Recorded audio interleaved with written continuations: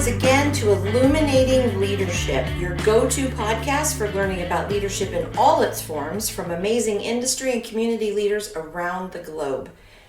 I'm your host, Beth Johnson, and I'm here tonight with a very special guest, a man I know pretty well and whose heart-forward leadership style has helped many employees see their full potential. My husband, Stacy Johnson. Welcome to the podcast, Stacy. Thank you very much. I've been looking forward to it. And he's been very supportive. Now, while Stacy's degree is in electrical engineering, like many of our generation, he found himself working in the tech industry. And over the years, Stacy has served in a variety of technical leadership roles, yet where others struggle to balance logic and emotion, or technical versus soft skills, let's say, Stacy has excelled. So I can't wait to tap into his brain tonight and see how he manages that. So Stacy, let's kick it off and tell us how it is you moved from electrical engineering to the world of tech. Well, interestingly, when I was going to college, I thought it would be a good idea to actually get some income at a time when I was spending more money than I ever had before in my life up to that point. And so I applied for a technology support position with Johnson Wax. And that was, of course, much more IT related than it was electronics engineering related.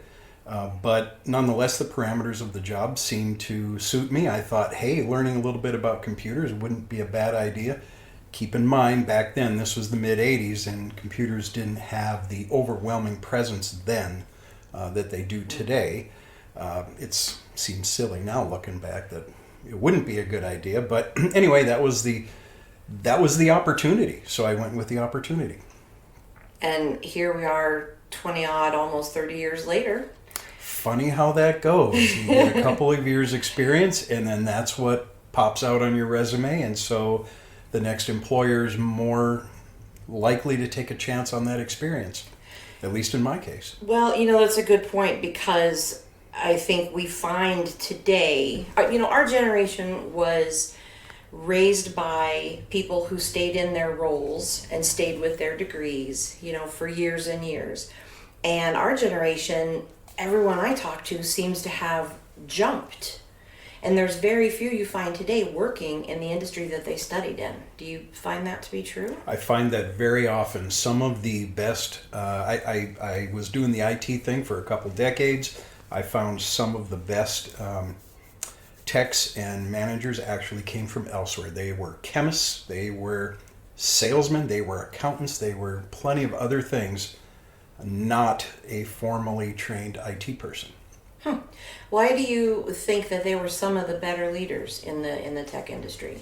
I think it's the same thing that makes good leaders everywhere, and it's the thing where they've got curiosity. Oftentimes an insatiable curiosity. It doesn't really matter what the problem is. You want to understand it. And a drive for excellence. Great things don't just happen by accident. They happen with lots of painful little steps leading up to it. All right, so interesting you say that, because tech is heavily laden with code and processes and procedure and step-by-steps, right?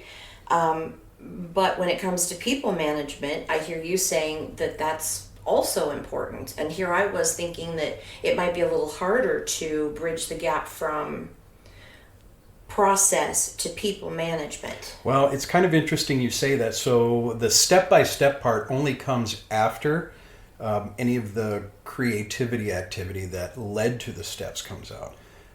If I'm or a team member of mine is solving a problem, most of the time there are multiple attacks, ways to do it, all of them having their own parameters of expense, time, complexity, scalability, etc. And it's only after we can agree on what would appear to be the best solution for today, for right now, that we're able to draw up detailed plans for our user base to actually use those things. So that the detailed step-by-step doesn't happen until the end, until we've decided how we're going to actually implement the fix or the change. Do you find that a lot of leaders lead just the opposite? That what I heard you say was there's a lot of collaborative work on the front end, and then you deploy the steps and the processes after. The work we do, my team, we're probably a bit more collaborative than what some other teams might be. For example, software teams are very often given specific pieces of the puzzle that they're responsible for, and provided these pieces fit each other, there's probably not a lot of caring about how those pieces were solved. Now, I'm sure software developers listening to this would like to jump me for that answer. Forgive me, I do not make my living writing software. I've written a little bit of code, but that's a different thing. I understand. So we tend to do a fair amount of collaboration. And to get back to your question about leadership in that situation, very often, especially technical leadership, we are focused on finding that process, the quote unquote, the fix. And so there can be, especially in less experienced tech leaders, there can be a real rush to process that I think is in danger perhaps of jumping over what could be other great solutions in an effort to find the quick fix right away. Speed is always of the essence in tech, even when it's to the detriment of the final product. Also a good point, because most companies are focused on your bottom line, and that bottom line is money spent, time expended, etc. And they're always looking for the best solution in the least amount of time. And that doesn't always fit hand in hand with developing a great product. No, that's true. How would you, if you're mentoring someone coming out of school, or maybe not even school, they just know they want to get into the tech industry, what would be your best advice for them? You know, that's a great question. I've been asked a number of times. Hey, I hear I can make lots of money in tech. How do I start? And I will start by slowing them down and taking a deep breath with them and saying, the very first thing you're going to have to understand is, number one, the money is very likely not as good as you think it is. And number two, if you don't love this stuff, meaning if you don't think about it and have fun with it when you're not working, then you are going to be miserable doing it all day, every day. Because there are no tech jobs any longer that I'm aware of that are passive, where you sit by and follow your recipe every day. Those kinds of jobs have been coded away. A tech job today requires continuous learning, continuing evolution, to the degree that most of us aren't even aware anymore that we're doing it. We just do that automatically. We're constantly on the lookout for the next thing. We're constantly reviewing the way our problems have been solved in the past. We could have made a great decision a year ago that today looks stupid, frankly, given new information, new systems available.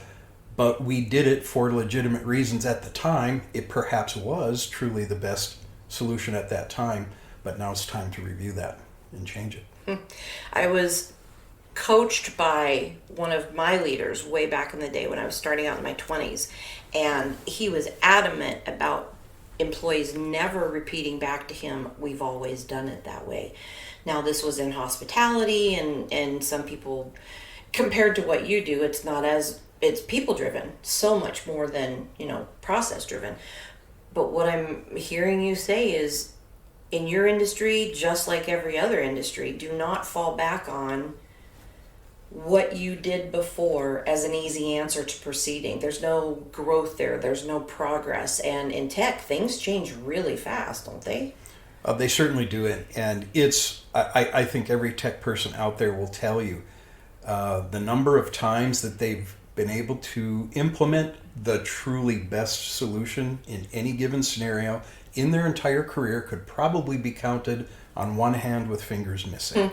You never get to do the coolest, textbookist fix on something. I think that's a good lesson for, we learned the hard way, right? And I work a lot with the younger generation, and I love them. They're hard workers. They're willing to speak up and say and do things that we never were. Yet there's an element of leadership of our age group and higher that feel that they come across as entitled and demanding and lazy because they want the money right away and promotions right away. How do you feel about that? Have you run up against that at all yourself? I haven't seen a whole lot of that necessarily from the younger generation. There's just always a percentage of professionals out there, perhaps in any industry, that has convinced themselves that they are just fantastic and better than everybody else. And then when I look for the evidence to back it up, most of the time I'm struggling to find that evidence to back it up. There. Yeah.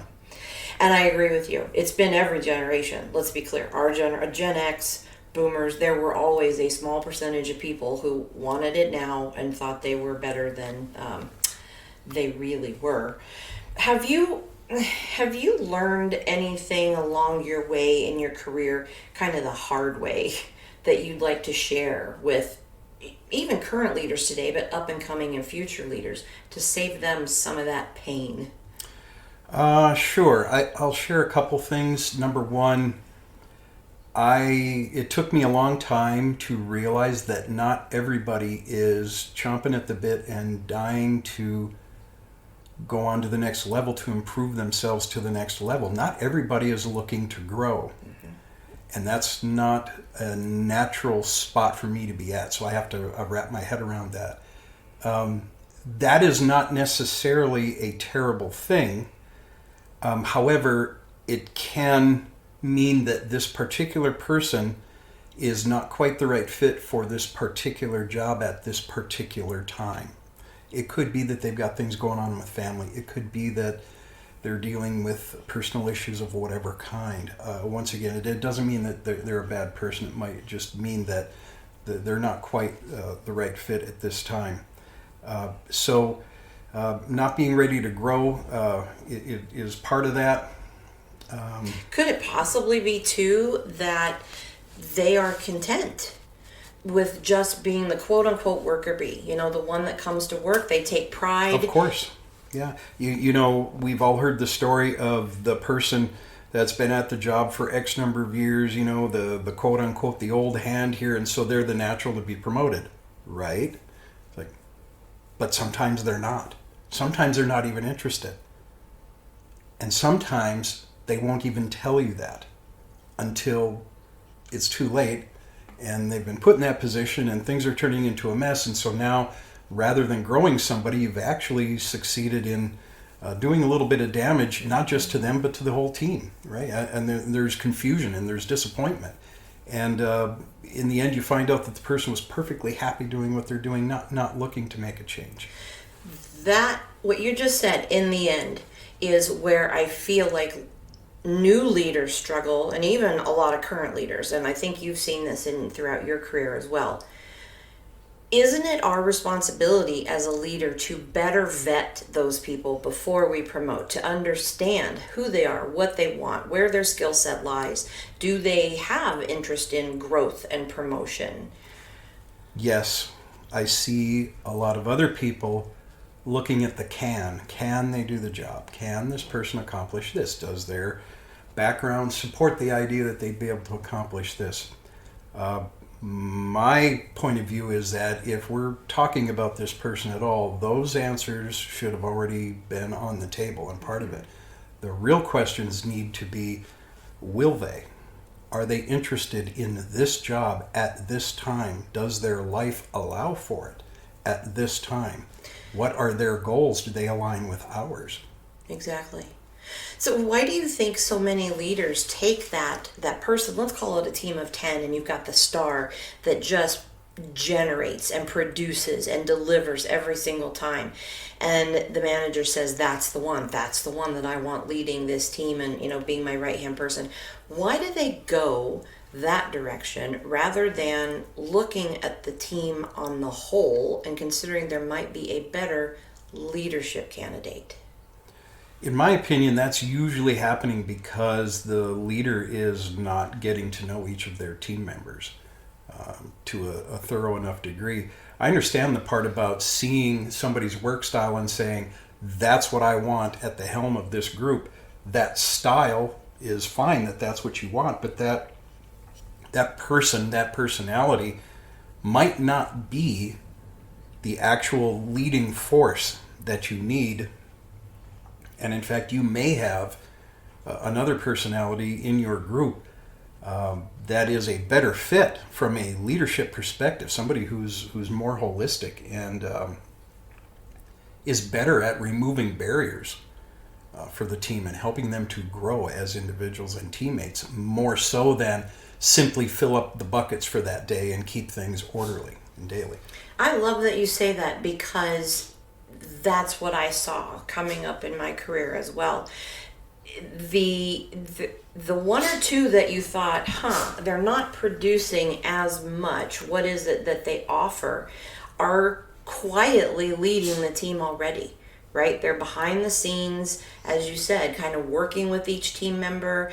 They're sussing out where each person's abilities lie and already kind of serving as an informal leader. We have informal leadership occurring at all levels, and managers and leadership remain unaware of those things at their own peril, because therein lies the keys to the kingdom they seek, in my opinion. Oh, so well said.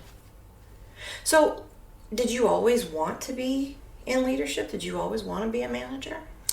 Great question. Short story, no. When I was young, I can tell you in my 20s, as a very tech-minded young man in my 20s, I was convinced that things are created in this world by doers, by people that actually do the work. Salesmen and managers were some kind of a mysterious overhead that I didn't understand why we would be willing to keep them on the payroll. Okay? Now, of course, it is funny now to look back I at remember having a conversation or two like that. But I can tell you this, it was also in my 20s that I saw an example of true leadership in a manager. And it was an instance of, I was one of the technicians working on a solution, and we were feeling very confident that we understood the problem that the customer had. The customer had zero tech inclination, so there was some trepidation there. There was confusion, trepidation, and some untrust of like, these guys are going to give me something. Is this going to turn into a monster that I can't feed? I don't understand what it is. The younger folks like myself didn't understand that mindset. Our manager did. And it became clear to me as we talked around the table that what our manager had just done was provide our customer the assurance that they needed so that they could trust our solution and move forward with it. And without that, we might never have had a true chance to give this a shot. And that day was a great education for me. So when you started out, it's obvious that you were really observing people. Were you fortunate enough to have a mentor along the way, or how did you gain the experience in what I said earlier in your introduction, in balancing people and processes, tech and emotion? Frankly, I was begging for opportunities for years before a leadership opportunity finally kind of fell in my lap. And those listening, I'm sure, can quickly find their way to the next line, the be careful what you ask for thing, because of course I thought I understood what it would mean to be leading a group. And I was intensely interested in leading a small group of very capable folks through the maze of company stuff, right, toward solutions and satisfaction. And of course, I learned that things were much more complicated. There was much more nuance and, frankly, much more game playing occurring at meetings than I had ever imagined. It was hard for my technical brain at that time to understand why people would waste time, especially in a group setting, not being direct. And making sideways, glancing comments, trying to, under the table, lead the discussion. And, anybody that's attended those leadership meetings understands that everything's on the table. If somebody can find an old example of inspiration, they'll use it. That's on the positive side. If they can find an old example of guilt, of a failure, they may use that against somebody around the table. And that was inconceivable to me as a young guy wanting to get involved in leadership. Would you say things have really improved, stagnated, stayed the same in your experience? You know, I have the feeling right now, like a lot of people do, that things are going downhill when it comes to the human component at our companies and corporations. The idea that goes through my head is that we're obsessed with the stockholders, but we have not been obsessed with our employees for a very long time. Why do you find that important? That's important because one begets the other. When you take care of your employees, they take care of you. And I'm sure there's all kinds of hard-nosed managers at this point that say, yeah, that sounds like a softy kind of an answer. The problem is I've seen it too many times, and so have other people. It may make somebody with an ego feel better that they've got their finger on the pulse and nothing happens without their say-so. And my comment right there would be, if you'd like things to happen, then get out of the way. You'll be surprised. And you won't know about all the little things that happen, but if you pay attention, you will start to see changes in the results that you're getting. Both How the so? quantity and the quality. Have you had an experience like that before? I worked at a company in which there was an employee, and I'm going to call her Tiffany. Tiffany, if you hear this, hello. Hi, Great to hear from you. And Tiffany was struggling a little bit. Tiffany had a strong personality, and managers of the company came to me and said, we've moved Tiffany around a couple times. We're just having personality conflicts. We don't really know what to do with her. We know you're looking for a tech person. Would you like to consider Tiffany? If not, we're afraid we may have to ask her to leave. And I said, well, does Tiffany have any desire to work in tech? And the response was, well, we think so. I said, how about I talk with Tiffany?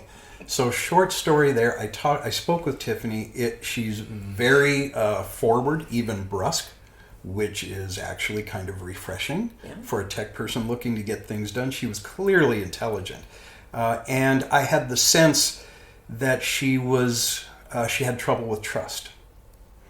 And so when we established that she'd be interested in the job and we talked about it, I said, Tiffany, what's going to happen is there's going to be jobs to do, and there are going to be clear parameters about here are your tools available to solve them, and here's the parameters under which the job needs to be solved. It needs to handle this many transactions in this amount of time, needs to be scalable, whatever those parameters are. And if at any time you're unclear about what that is, I will do my best to help you understand. I don't care how you solve it, but it needs to fit those parameters. And so, of course, I was careful about the first few jobs that I gave her. And the first few jobs, she would proudly come back, and I would ask her questions like, okay, remember we said it was going to do this, it was going to do that. And then when I found out that some of the parameters weren't matched, it would be, so Tiffany, do you remember that was one of the parameters? Well, yeah, but this was a really cool solution. I agree with you. It was a cool solution, but now I'm left with this parameter not matching. Do you understand that when that match can't occur, it creates this other problem? No. So she went back to the drawing board, and the shorter story here is when she realized that this was not about Stacy trying to give Tiffany a bad time, but it was about finding a solution that was at Tiffany's choice and design, she just blossomed and she bloomed. And she started creating higher quality solutions in less time than some of our seasoned team members. All totaled, how much time, and I know this is a tough question, I'm asking you to kind of go back in your mind, but for the leaders that are listening going, OMG, that sounds like so much time and investment in somebody. I hired them to do the job. They should just do the job. Overall, like, how much time do you think was really invested in helping her? You know, it would have been on the order of tens of hours in the span of a couple of weeks, probably. Yeah.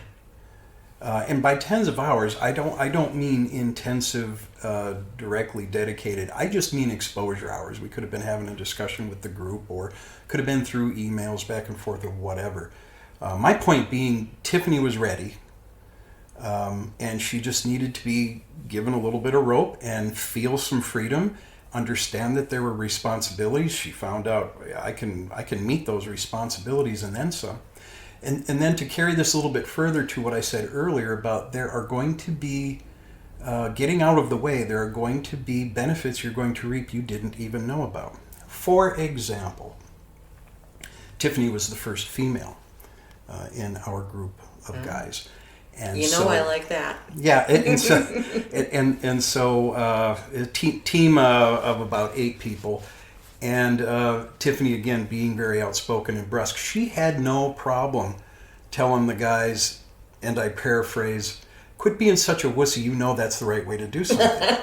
Things that I couldn't say directly. Right. And I had not coached her to say these things, but that was her personality, and she couldn't understand why somebody who had been there longer than her didn't already understand. And sometimes she'd be mistaken because she didn't have all the data, and sometimes she was absolutely right. They didn't want to do it because, that way was a little more work. I could kind of cheat and do it the other way first. And Tiffany led us through a period of documentation. And all of you out there who lead tech folks know that tech people adore creating documentation. And they do so in such a fine quality, attuned way, right? That anybody coming afterward could read it and make sense Sure, we'll of it. go with sure. Tiffany clearly understood the value of that because she relied on a lot of documentation when she was beginning. And so she was keenly aware of that. And she did a lot of pushing in blunt ways that I could not have done myself. I couldn't have predicted that she would do these things. But again, getting out of her way, let this occur. And I have similar stories with other folks in the team. They all had their niches. They all brought their talents to bear. Some of them would be just fantastic. For example, in presenting something to a user group that was a little timid, and they just had a way of talking with them and speaking with them that would work well. Others, if you had a job that really just required somebody to go in a closet and just code something out and figure it out, they would excel at that. And again, largely by making sure my folks understood what the goal was and what their tool set was, get out of their way and let them do it. And then come back and let's talk about the wins and the losses of that experience, of that task. There were so many gems that you dropped in that. One of them is, again, the repeating of get out of their way, let them do what they're good at. I also heard you understand the skill set and the range of that skill set of every single one of those employees. So you knew that the one you wanted to set in the closet to code was not the one that you were probably going to put in front of a user group, right? And what I also heard by doing that, not only did the employees benefit, but you as a leader benefited because I'm guessing they all became much more cohesive, understood and appreciated one another's differences, and worked to those instead of against those. Is that true? I think that's very true. One little thing that I would add is that these decisions about who did what were not made in a vacuum and handed down from on high by me. They would be part of our group meetings, our regular group meetings. We have a minimum of 1 or 2 a week, depending on what was in front of us. And the discussion would be, Billy's going to do the presentation, right? Because Billy loves doing presentations and he's good at it. And everybody would kind of smile and look and say, hey, Jack, I know that these things make you kind of anxious, but I think you could be good at it. And even if you're not going to become the primary presenter, I would like to work with you. And sometimes these conversations have to happen in private. Sometimes they can be out in the group. Mm-hmm. Would you be willing to work with Billy and just be part of that presentation, just to get your feet wet and everything? And Billy, would you kind of, you guys work on a piece, Billy, that Jack can present and then he can succeed at. And it's like, oh yeah, sure, we got that figured out. And in that way, they could cooperatively help people through. Billy's going to be able to give Jack guidance that I can't, because he's going to use a different word set. He's at a different age and a different place in life than I am. And maybe his way of coaching Jack through. It's better than what I've tried so far. I remember, for our listeners, I do remember that time, and I remember that team being cohesive, productive, and fun. I just remembered that group on the whole having a lot of fun. There wasn't and it was high stress, but there wasn't stress that emanated from them because they were constantly, as you said earlier, playing games around the boardroom. How fun is it to go home feeling like something I thought I couldn't do or wouldn't be good at, I did it today? Well, okay, thank you for saying that, because isn't that also the leader's job, is to not only have the discussions and to assess, the best seat on the bus, but then to watch and grow your people. And when you see something that they don't see for themselves as a possibility. That's perfect. That's exactly the way I was thinking to describe it just now. It's far beyond a matter of do what you do better. Let's look at things that you can accomplish you don't even know you can accomplish yet. That's awesome. Both at the individual and the team level. I mean, as employees, that's what people are looking for. I coach a lot of people who, for whatever reason, experience has taught them that it's pain comes behind being authentic, a risk taker, going above and beyond. And with that pain comes a lot of self-doubt. And when someone else sees something in them and encourages them and coaches them and supports them and gives them the tools, and then also gives them the room to make mistakes from that, they become some of the most loyal and the most hardworking and the greatest employees you'll ever have. Typically, my company's personalities and structure are going to determine what pain waits behind a failed attempt at something new. And if necessary, I might need to coach with an employee about the less visible ways that we're going to take some risks, perhaps on a test platform or something, because there could be somebody involved with the project that is very fearful or simply intolerant of exploration.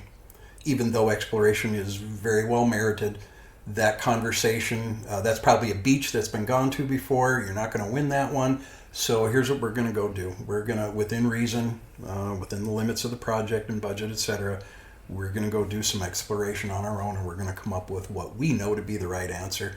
And somebody listening to this could possibly see that as a little bit dishonest, but here's what I'm going to follow with that.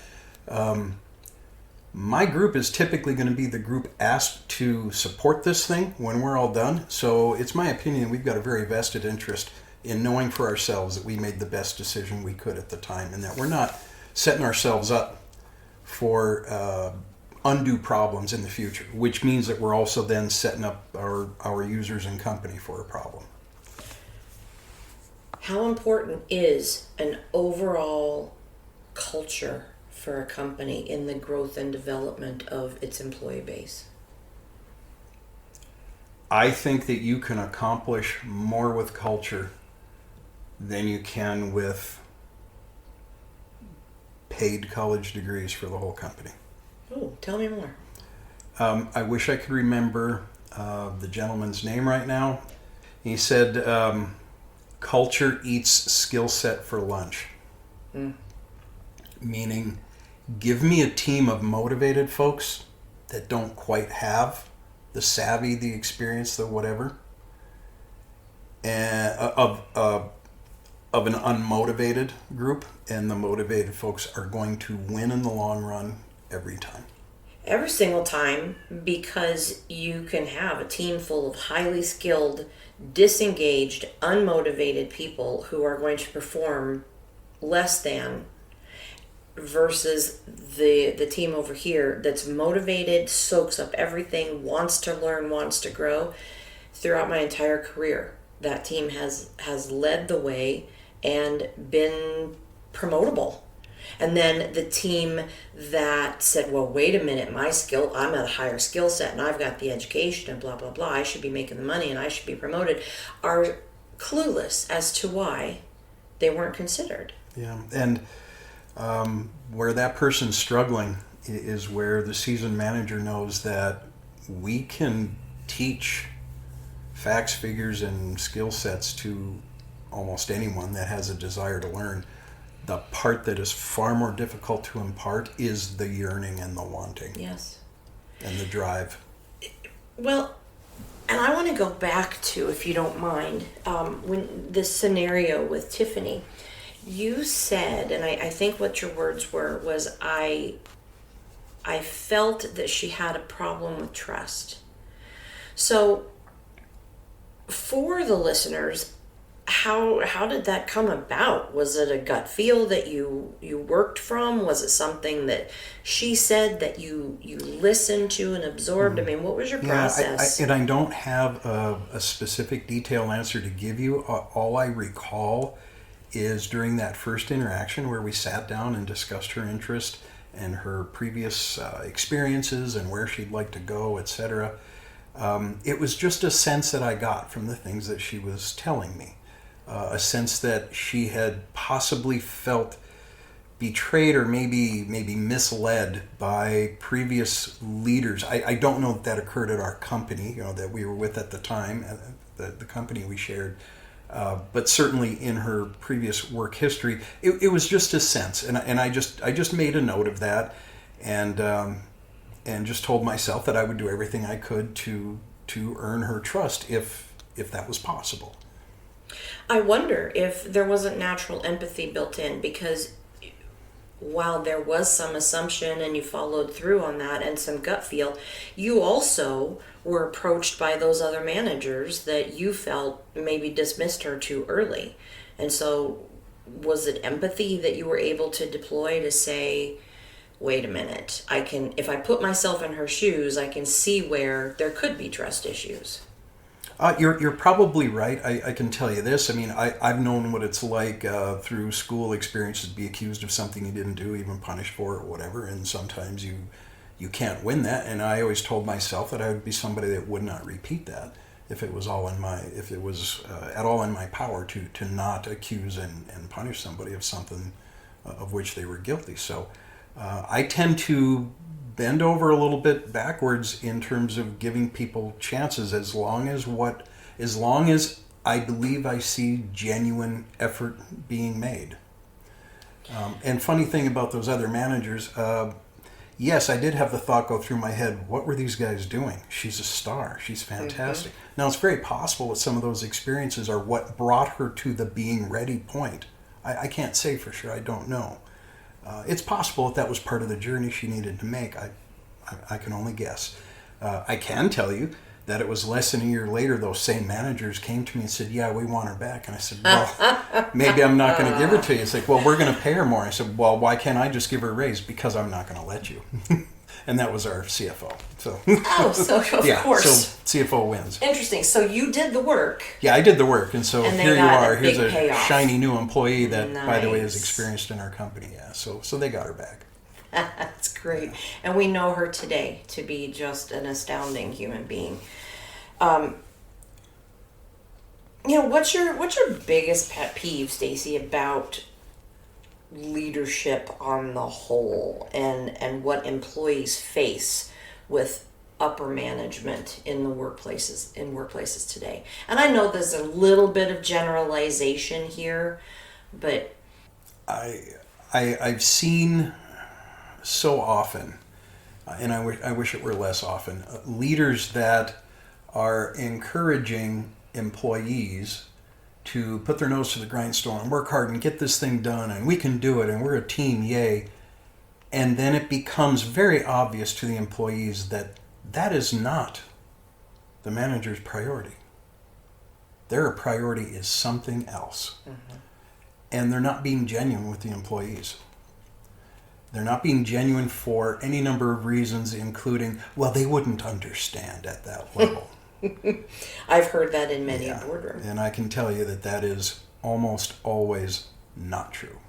So what do you say to the hardcore C-suiters sitting around their huge boardroom table that say, you're investing too much time in these people, we've got to we need you elsewhere, thinking big picture and doing what mid-management, upper management do.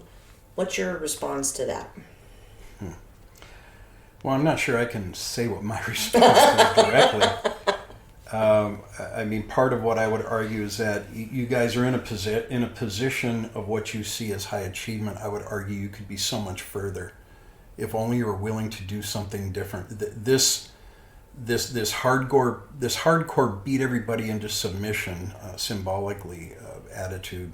This is not new. This is old stuff. It's the oldest way of managing, and being able to do that does not make you savvy, does not make you The talented, smartest guy in the room. does not make you talented, merely means that you have fallen into a long line of followers all willing to do that. And if that's good enough for you, then that's fine. But my argument is while you're enjoying your new cars and whatever, based on the efforts of those below you that you have convinced somehow to keep doing that work, the people underneath you that actually made it happen are not sharing in those same riches. They're not sharing in the satisfaction And they're watching of you. doing a great job. And they know it. Yes. They're not going to tell you that because a guy who, or woman, person who manages the way you do doesn't get to hear the truth because they know better than to tell you the truth. And then I would offer fallout from that is disengagement. And then leadership says, what the hell is happening in my office? The people are disengaged. I can't understand. Why are they leaving me? Why are they leaving? Oh, it's got to be the money, or they're lazy, or they're entitled. Let me look for all the reasons that are not me. Not me. Yeah. And we've got a young generation coming up in, your younger millennials, Gen Z, and even Gen Alpha, as we see them out in public today, are not afraid to voice what they have to say. We've taught them well, right? We've taught them they have a voice. They have, if you're going to get anywhere, you need to advocate for yourself, and you don't put up with the bullshit for 2 years hoping that someone's going to notice. Yeah, I'm Gen X, and I think I understand the boomer mindset fairly well also, and it's a knee-jerk reaction to see some of the things that you hear as somebody not being willing to put in hard work and effort. And in some cases that's probably true. Every generation has some. But I believe in most of the cases the people saying this have been shown by their parents who are willing to invest enormous pieces of their lives and their health and their welfare into jobs that were expected to pay back, and they watched it not happen. And they watched pensions be canceled. They watched benefits decrease. Golden parachutes by all the C-suite guys, women, etc. Yeah. If you could go back and tell your 18-year-old self, or give your 18-year-old self, let's say, one piece of advice, what would it be? I have a couple of answers. The first one's just a funny answer. The first answer is, blondes with nice legs may not have your best interests at heart.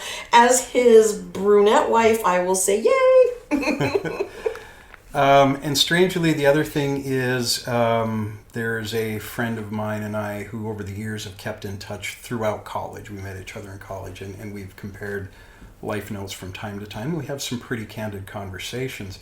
And in our vocabulary is now what we call the quote-unquote lies they told us in school. And the lies they told us in school were probably truths by those who were telling us these things. We both heard them. But they proved to not be true in our lives. And number one is, hey, when you go to work, you need to work just as hard as if it was your own business because you'll be noticed and you'll be promoted. I have not found that to be true. Big lie. Not without some self-marketing, which of course took me a lot of years to feel like that was appropriate for me to do. Another one is managers are managers for a reason. They have skills. No, managers are managers because they're somebody's nephew or because they were there at the time. More often than not, that's what I've seen. And my apologies if I'm offending any managers out there who happened into their role. I'm not saying you can't be a good manager. You might be. I'm saying Many of the ones I've met, if we're keeping stats on them, most of the time they were managers. If they were managers of convenience, they're frankly not that impressive.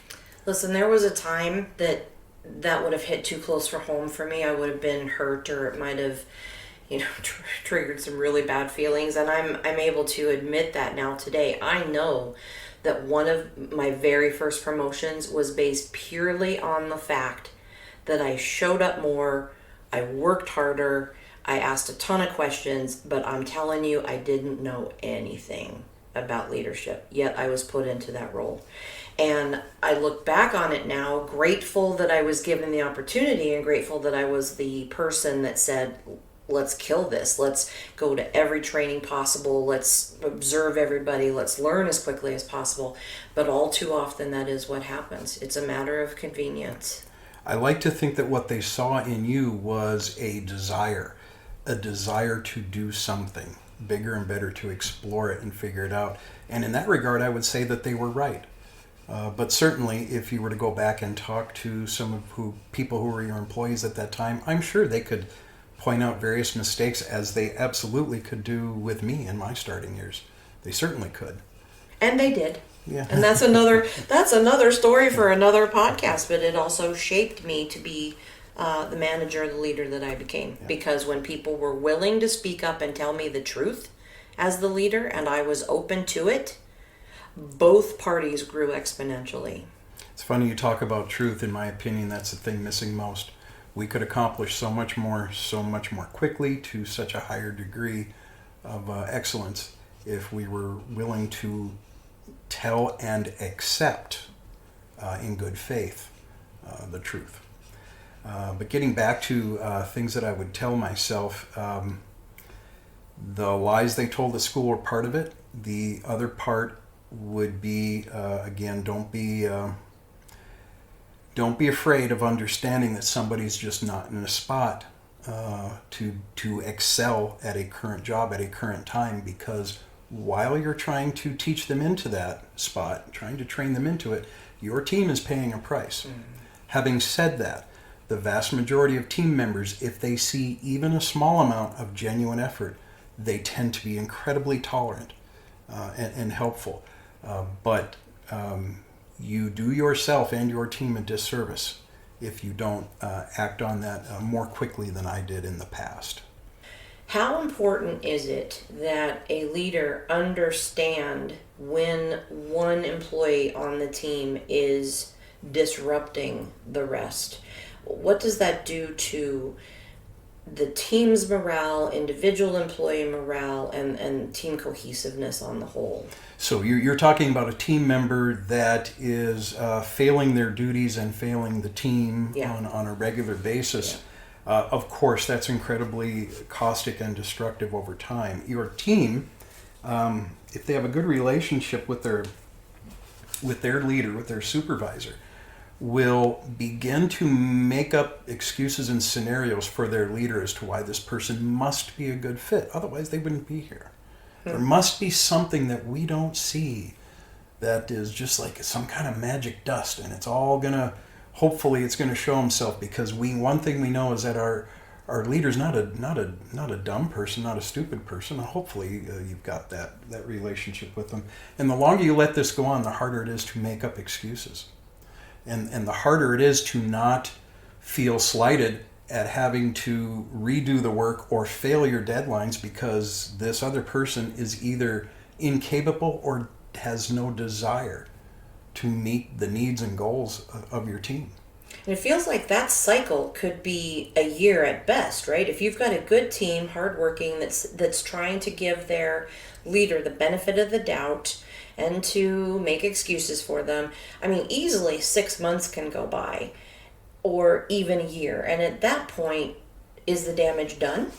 It can happen, and certainly by that point that there is some damage that is done, because when you lost trust is always harder to gain back than it was the first time.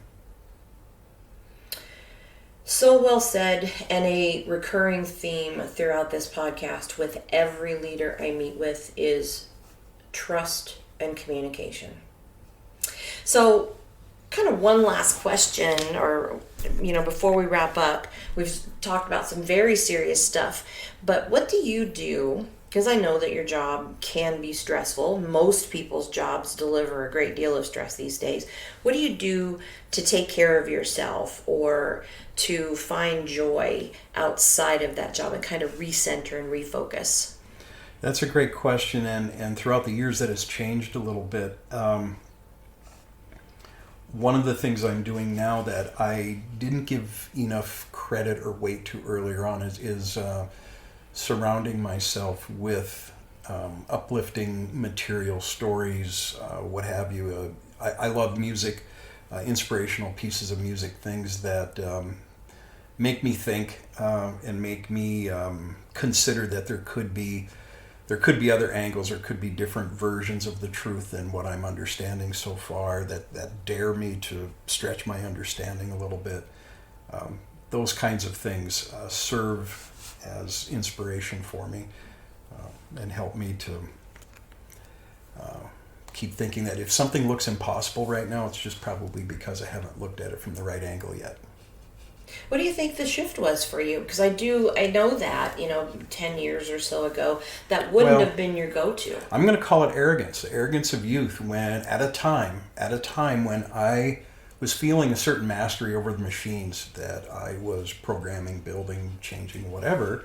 Life to me seemed much more orderly then, and I believed that I understood in my head the difference between good and evil, and that once I had gotten a dose of inspiration, I wouldn't need to repeatedly go there because, I wasn't going to learn anything new. It was just going to be the same message, right?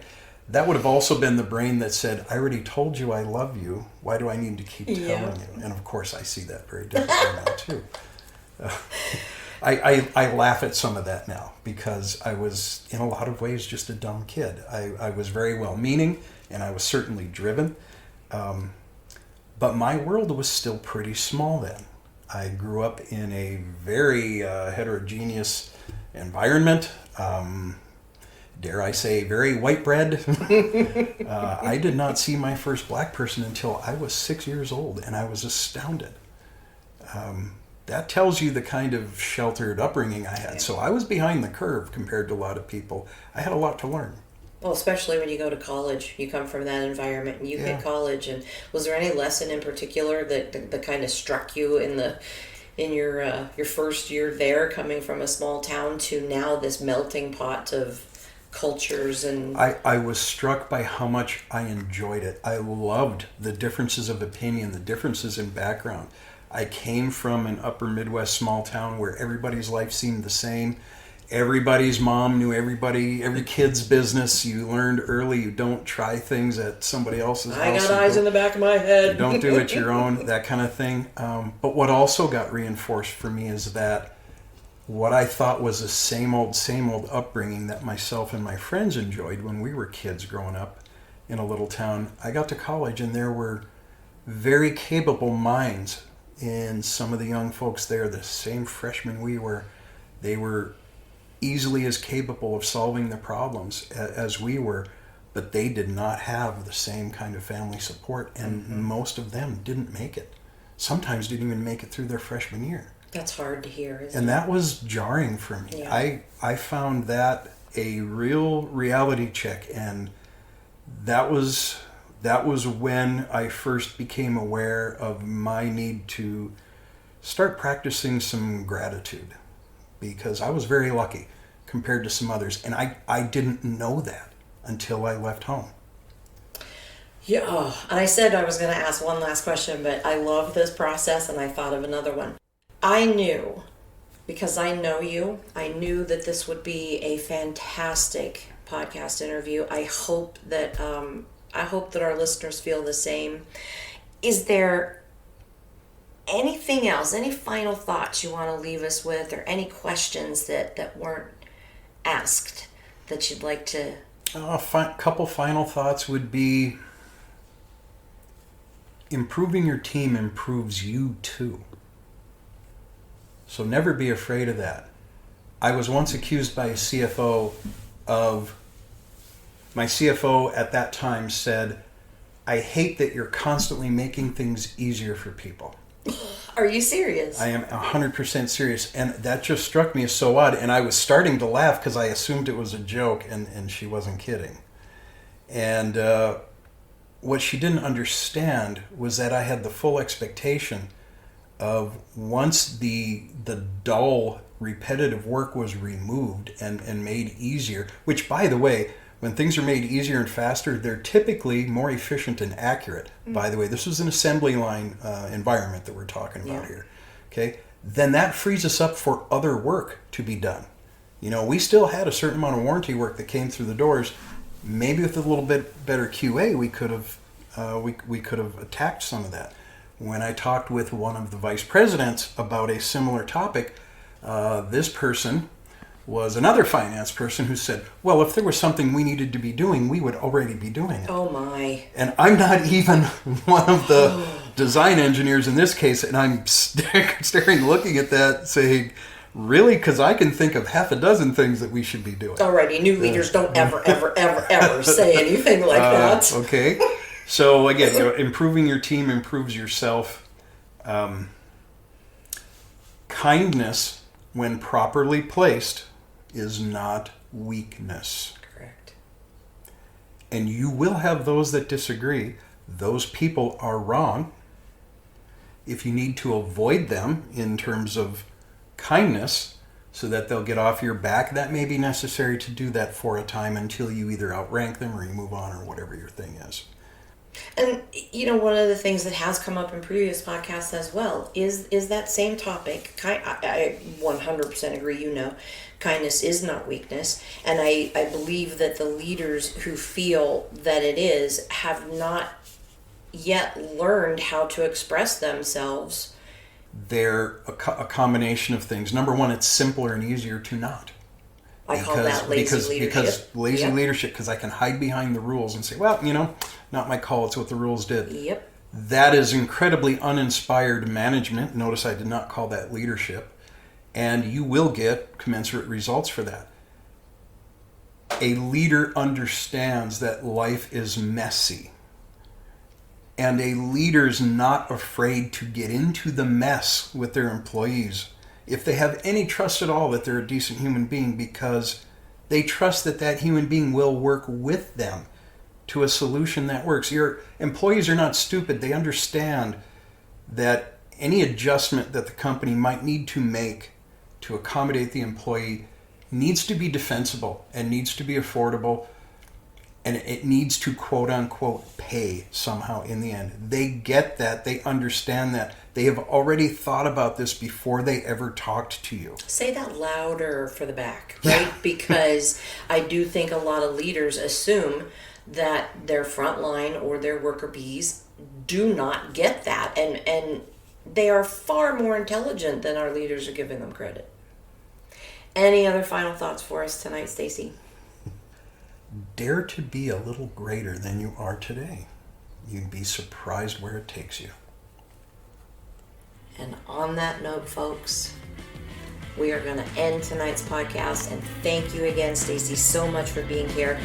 Folks, I hope you will tune in next time. And until then, as Stacy says, dare to be a greater you. We'll see you then. Thank you. Bye. Thank you.